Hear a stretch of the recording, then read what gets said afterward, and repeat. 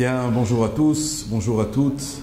Il y a un problème dans la communauté, un problème qui est beaucoup plus important qu'il n'était dans les générations précédentes.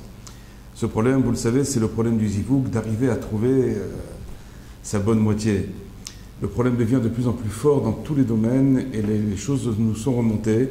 Et donc j'ai pris la décision d'en parler d'une manière beaucoup plus forte, beaucoup plus importante. Essayer d'expliquer comment faire pour trouver son zivoug, comment arriver à trouver sa bonne moitié, comment être sûr que c'est la bonne personne, comment être sûr que je ne me trompe pas, comment être sûr que c'est vraiment le zivoug, comme on dit, mina shamaim, qui vient du ciel. Alors, la première chose, c'est que lorsqu'on va dans une rencontre, on a toujours ce qu'on appelle une forme de yetzer hara, une forme de, on va dire un mauvais penchant qui nous pousse à se dire que je suis la seule personne qui est capable exactement de savoir ce qui est bon pour moi. Je vais vous dire quelque chose. Pour savoir ce qui est bon pour moi, il faudrait que je sois capable de voir la neshama, de voir l'âme de la personne qui est en face de moi. C'est quelque chose qui n'est pas du tout évident. Je veux dire, il y en avait un seul qui était capable de ça, c'était le Harizal. Le Harizal, il pouvait voir la neshamot, il pouvait comprendre quelle était la racine de la personne, d'où il provenait, qu'est-ce qui lui convenait le plus, et il pouvait déterminer pour une personne ce qui était bon pour elle. Mais nous, en l'occurrence, malheureusement, nous sommes des petites gens et on n'a pas cette connaissance des neshamot, de savoir que la personne que je vais rencontrer, elle est bonne pour moi ou elle n'est pas bonne pour moi. Alors vous allez me dire, mais alors, c'est quoi le bon conseil? Qu'est-ce qu'on fait dans ces cas-là? Comment est-ce qu'on peut trouver la bonne personne, être sûr que c'est la bonne personne et que je ne me trompe pas et qu'on est parti pour vivre 50 ans, 60 ans, même, voire peut-être même 100 ans ensemble? Qu'est-ce qui me dit que je ne me trompe pas? Quel est le conseil absolu et certain que je me trouve en face de la bonne personne ou pas? Le vrai conseil, le seul conseil, c'est la tfila. La tfila, ça veut dire que je dois me remettre essentiellement à Akadosh Baruch Hu pour arriver à trouver la bonne personne. D'où est-ce qu'on sait une chose pareille? Quelle est la référence dans la Torah qui me dit que ça ne doit passer d'abord et avant tout que par la tfila? Après, on verra au niveau quotidien comment on doit agir pour pouvoir la trouver ou le trouver. Mais en tout cas, quoi qu'il en soit, la tfila est quelque chose d'essentiel dans cette recherche. On apprend ça d'Abraham et d'Eliezer. Vous savez, il y a une paracha qui a été écrite 2 fois dans la Torah, et pour vous dire son importance, c'est lorsqu'Abraham envoie son serviteur Eliezer pour trouver un chidour à son fils Yitzhak. Qu'est-ce que va dire Abraham à Eliezer? Il va lui dire Hashem Elokei Hashamayim Ishlach Malacho Lefanecha. L'Éternel, qui est le Dieu du ciel, t'enverra un ange, t'enverra un envoyé devant toi. La chose essentielle qu'on apprend de ce pasouk, de cette direction que va donner Abraham à Eliezer, c'est qu'en fin de compte, c'est que pour trouver son zivoug, pour trouver sa demi-moitié, sa demi, la seule solution, c'est l'aide du ciel.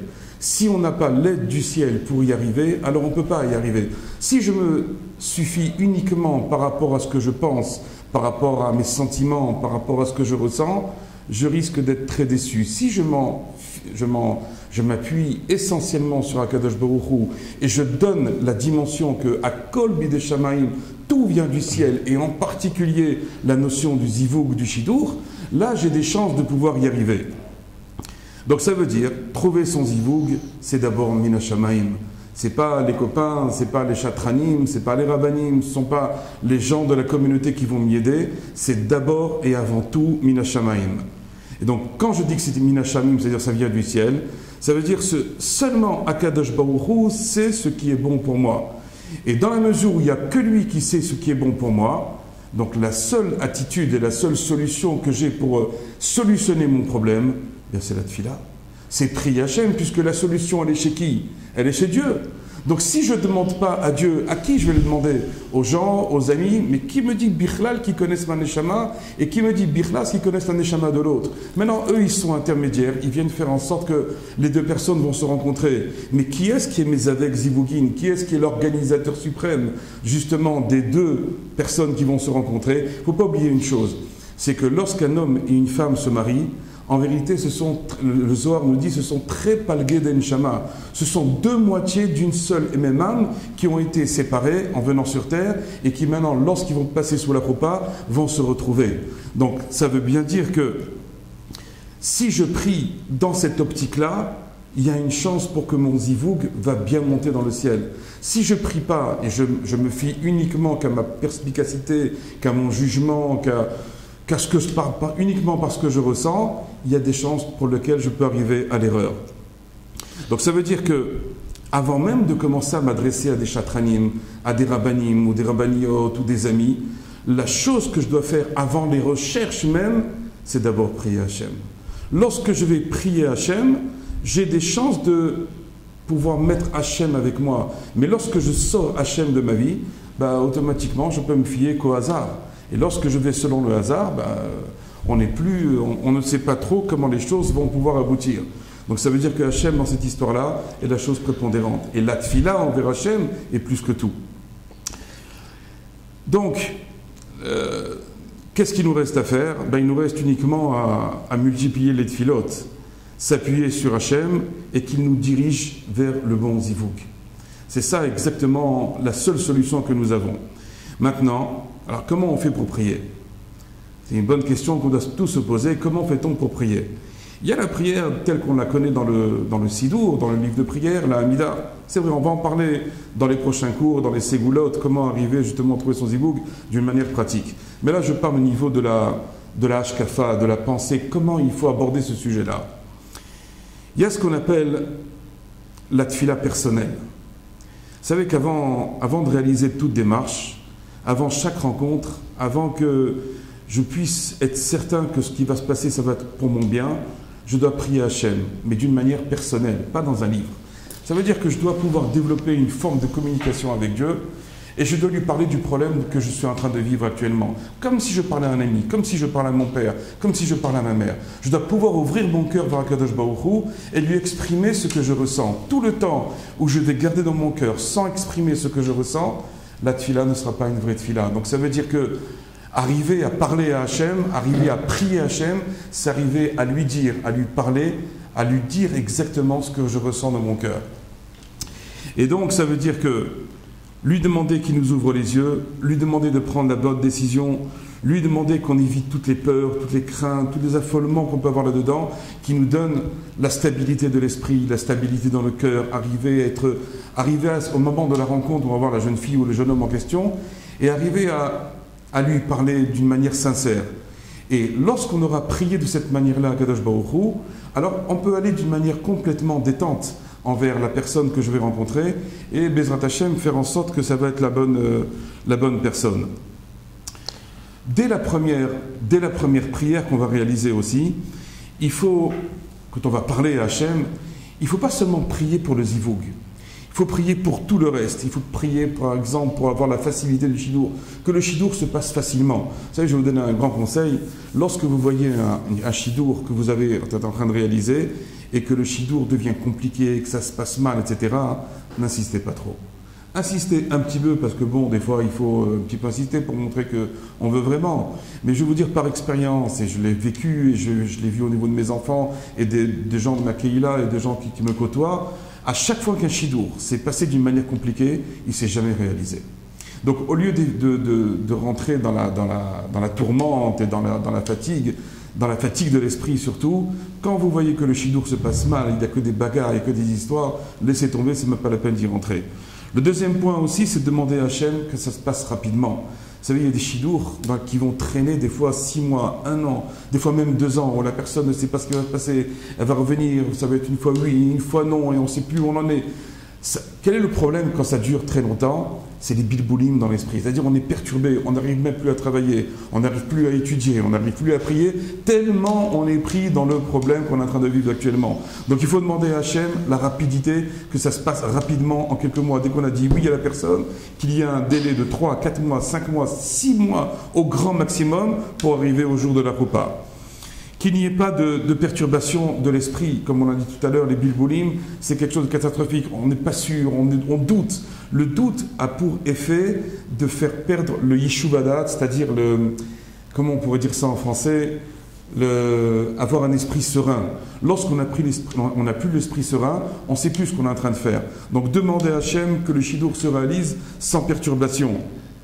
Demandez à Hachem aussi qu'il y ait l'entente entre les familles. Si vous saviez les problèmes qui peuvent se poser lorsqu'il y a un mariage, on ne peut pas imaginer entre les familles jusqu'où ça peut aller.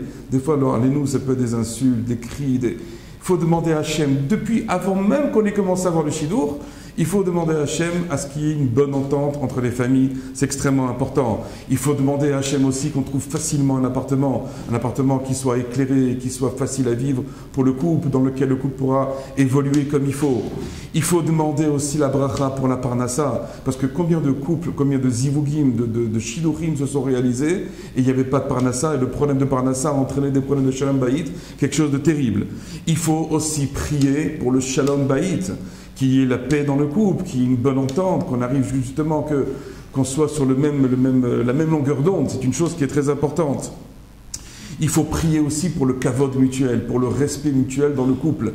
Parce que vous savez, ce qui est à l'origine des divorces et des problèmes d'entente, c'est parce que les gens ne savent pas se parler. On fera peut-être certains cours sur le shalom bayit dans le futur. Je parlerai beaucoup de ce problème-là du kavod mutuel, qui est un problème essentiel. Mais en tout cas, avant même qu'il y ait le shidour, demandez à Hachem à ce qu'on ait un respect mutuel, le garçon envers la fille et la fille envers le garçon.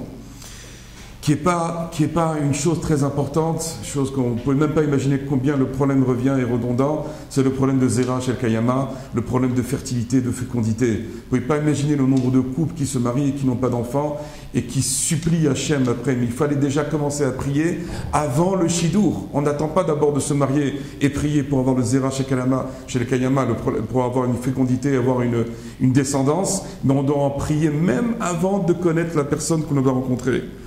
On doit aussi prier aussi que nos enfants soient des tzadikim, avant même de rencontrer le Shidour. Les enfants de tzadikim, lorsqu'un homme a une bonne éducation pour ses enfants et qu'il est heureux de ses enfants, vous ne pouvez pas imaginer le bien-être qu'il a en lui, le nachat qu'il a en lui, là, cette douceur. Et puis surtout aussi, la dernière chose, c'est les midot tovot. Ce sera l'objet du deuxième cours qu'on va faire.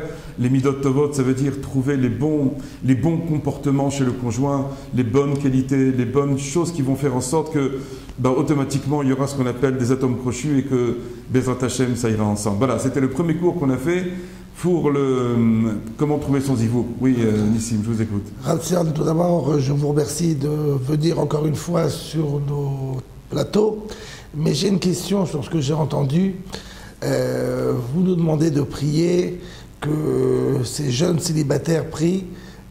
Ma question, c'est à partir de quel âge je vais commencer à demander à Dieu que je sois isolé, que j'ai le mérite de trouver l'âme sœur pour fonder un couple où est-ce qu'il y aura l'harmonie, la paix, l'entente et la bracha. Je vais vous donner mon exemple personnel. Je prie personnellement pour mes enfants depuis qu'ils sont nés. Que Bezrat Hashem, ils aient un bon zivoug. Que ça se passe bien, que ça se passe facilement, qu'ils aient la bracha, qu'ils aient la tzedaka, qu'ils aient la parnassa, qu'ils ont le zera shekaima. Depuis qu'ils sont bébés, je prie déjà pour eux. Donc ça veut dire qu'un enfant, dès qu'il commence à prier, et qui commence à grandir et qui sait que dans quelques années, il va devoir fonder un foyer, je dirais même, presque même avant la bar mitzvah, commence à prier pour son zivoug. Mais particulièrement au moment de la bar mitzvah, jusqu'à chaque année, on dit que chaque année qui est entre 13 ans et 20 ans, chaque année compte comme 10 ans. Tellement les années qui sont entre 13 ans et 20 ans sont importantes. Donc ça veut dire, si on sait éduquer son enfant comme il faut lui dire que dès qu'il a 13 ans, qu'il commence à prier pour son zivoug. Quand il va sur le Kivrei Tzadikim, quand il va au Kotel, à n'importe quelle opportunité, à n'importe quelle occasion, dans la Hamida, etc., qu'il demande, que ce soit un garçon ou une fille, qu'il demande sans arrêt à Hachem, qu'il lui envoie le vrai zivoug, le bon zivoug, le zivoug, je dirais même plus, Beshoresh Nishmato, qui correspond à la racine de son âme. Ces zivougim-là sont très rares, parce qu'en général, les zivougim se font selon le mazal, selon les choses, comment ça se passe. Mais en vérité, il y a un zivoug qui s'appelle le zivoug Mishoresh Nishmato, qui provient de la racine de l'âme. Ceux-là, ils ne sont pas évidents à trouver.